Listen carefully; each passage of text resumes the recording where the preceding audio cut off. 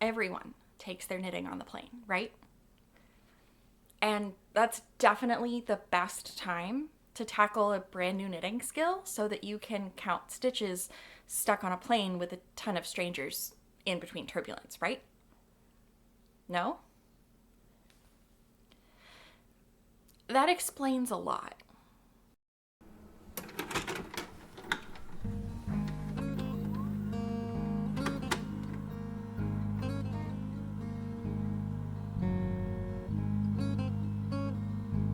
I wanted to bring a small knitting project on vacation, something easy to travel with.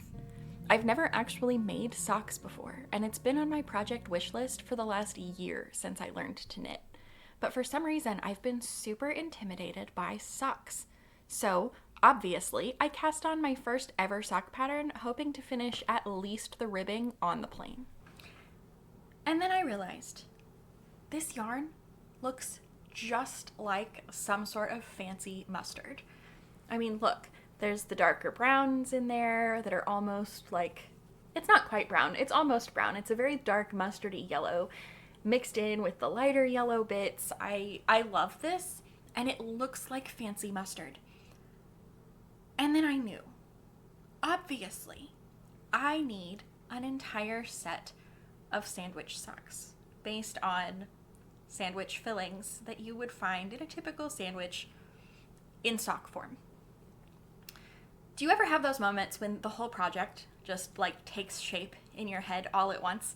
That's what I did. And I don't knit very fast. I don't do most of the crafts that I do very fast. But I am dedicated. And I immediately started planning out the rest of these socks before I was even halfway finished with this first one. So now that I have this one, instead of having you stare at me while I knit the whole second sock, have a few peaceful vacation moments while I finish this up and start thinking about what other sandwich fillings do you think that I should make socks for, and let me know in the comments.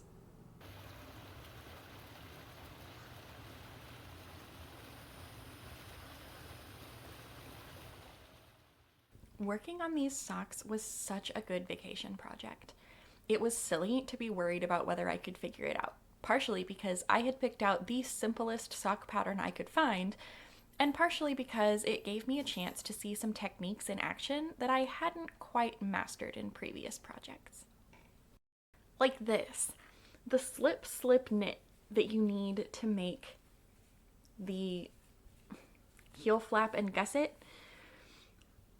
I had never gotten the hang of this, and I had this stitch type in one other pattern that I made, which was a cardigan. And the yarn that I used for that cardigan was good for hiding a lack of confidence. But these turned out so nice, and I really feel like I finally figured it out. I was so excited.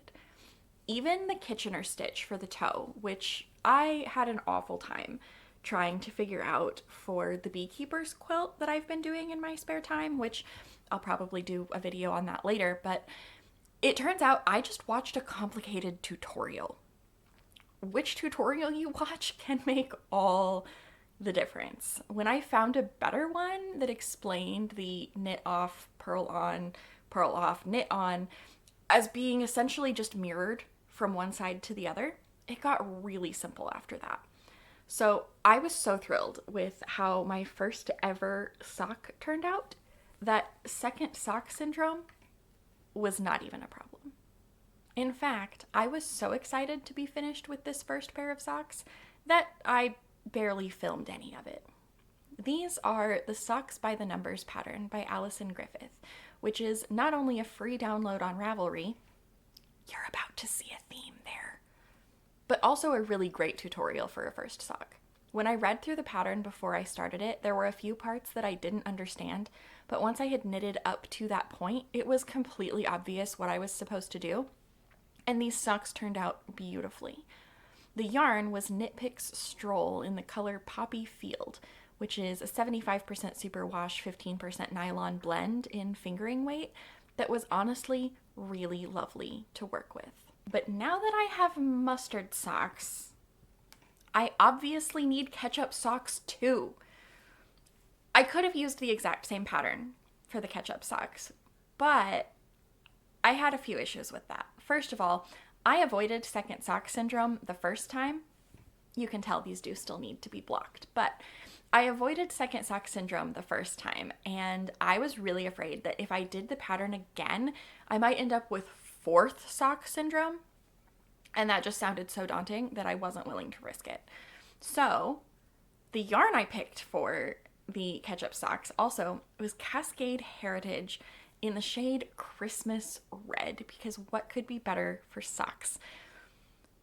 And it doesn't have that same tonal, almost like variegated look as these yellow ones. Like, I really love all of the color variation in these. And I don't want the red ones to be the same. I didn't want them to be boring. So despite the red being a really solid color of yarn and not having this pattern, I needed to jazz it up a little bit. So now that I've decided to do a series, I have finished my first pair of socks. Let's try out another new skill in the second pair. Oh, and also I already have a mental image of exactly what I want these ketchup socks to look like. And I found the perfect pattern. Ironically enough, this pattern is called Socks on a Plane by Laura Linneman, I believe, which is also a free download on Ravelry. I didn't even have the yarn for these until like a week after I got home from vacation, but you're gonna see exactly why I picked this pattern. This was my second new skill of this project, cables. Unlike socks in general, I know exactly why I was scared to try cables. It's because I thought they had a different chart for every line. At least in this pattern, they don't. I just didn't understand how cables worked. So, if you're new to knitting and you are also intimidated by cables, there's not a unique stitch count for every row. Like, you don't have to do something different in every single row. You just knit along, and then when you get to the cable, then you do the cable switching, and then you keep going. So bear in mind, this is not a tutorial, but I was so proud to have figured this out, and I was so intimidated before I figured this out. So let me try to explain how this works. This is a free pattern. It's in the description, so you can go ahead and download it and follow along with the chart on this bit if you want. So this cable uses 6 stitches. So if we can say that like this hand represents 3 stitches, and then this hand represents 3 stitches, and they go, you know, in order. If you knit straight stockinette, you end up with these columns of stitches going all the way to the top. But if you take 3 of those stitches out, hold them on a cable needle or some other needle, go ahead and knit these 3, and then you put these 3 back on, that's how you get that crossover pattern. And then you knit straight for several rows until you do it again. So it's not just that row that moves, it kind of pulls the stitches and makes it look like you get that twining cable pattern. It was so much easier than I expected it to be. You only have to do it every few rows. That pulling effect works on the rows above and below it. It looks so beautiful, so complicated, and it's actually really easy. So let's get started on these ketchup socks.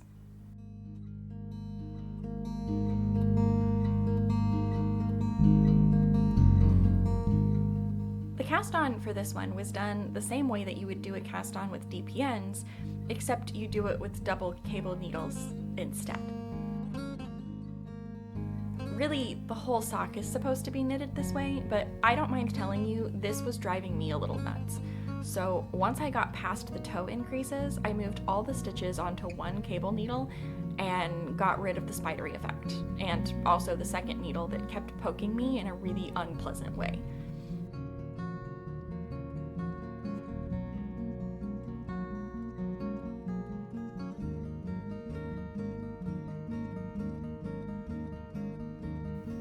This was a great choice because between the floppy circular needle and the stitch markers, I was getting pretty tangled up. Having everything on one set of circulars, even with the extra stitch markers, made it so much easier.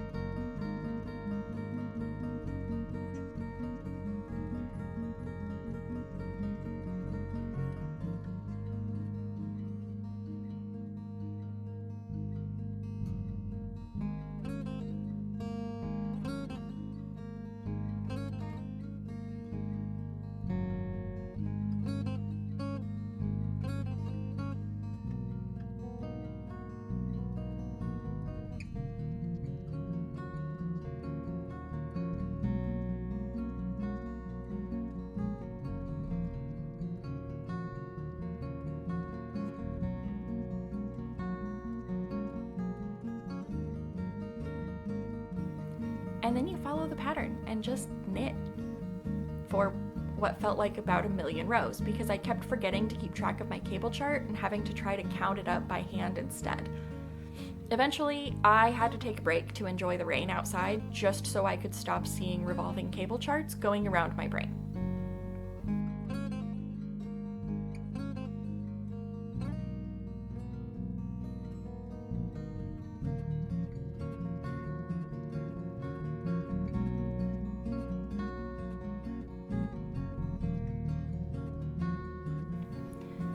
But then it was time for turning the heel, which, again, the instructions sounded totally wrong the first time I read them, but once I had knitted up to that point, it was pretty clear what I was supposed to be doing.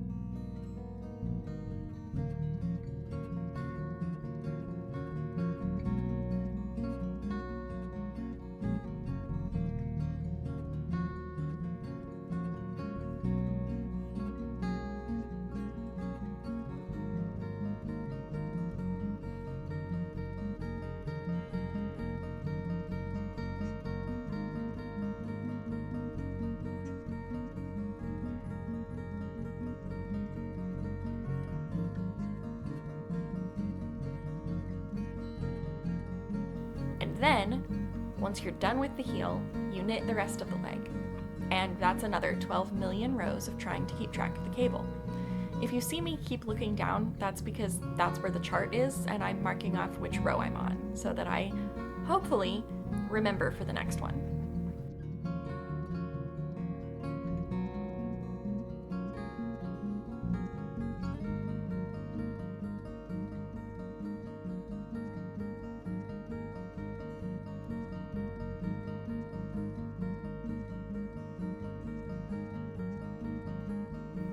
While I'm working away on that, let's answer a question nobody has asked yet. Why socks? Why start a YouTube channel with socks? Well, socks are important to me. I wear socks basically every single day, even though I work from home and don't actually need to put shoes on most of the time. I love socks because they protect me from the sensory experience of touching the floor. I would love to say I vacuum every single day, but the reality is that I don't. And while my floors aren't filthy, they're not sterile either. I probably wouldn't suggest eating off of them, you know? I don't want to have to think about the occasional crumb or a bit of cat litter, or even just the change between the hardwood floor and the carpet as I walk through the house.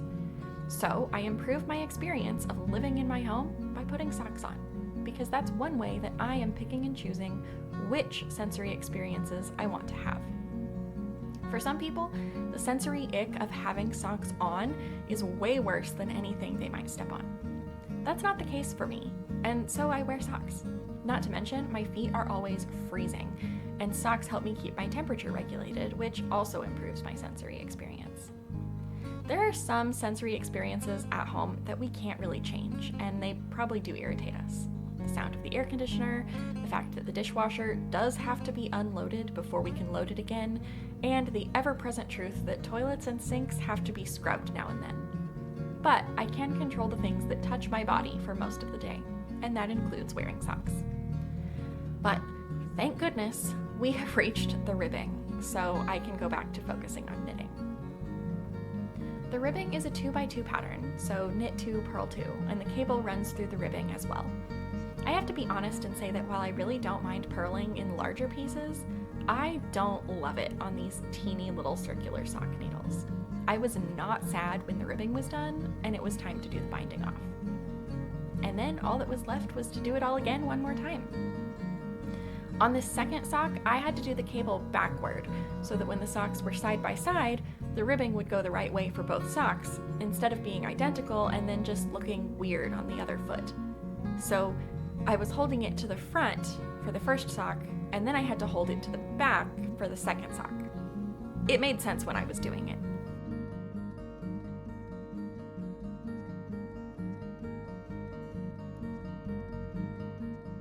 But I once again defeated second sock syndrome, and now I have 2 finished pairs of socks. I blocked them and they are now ready to enjoy in all their glory. See what I mean about this pattern for the ketchup socks? The cable looks just like there's been ketchup squirted up the side of the sock, and especially when you see the 2 pairs together, they couldn't be more obviously ketchup and mustard for me. I am so pleased with how they turned out. If I had to choose a favorite, I think it might be the ketchup ones. I really love the mustard ones because these are the first socks I ever made, and they really helped me get over my fear of socks.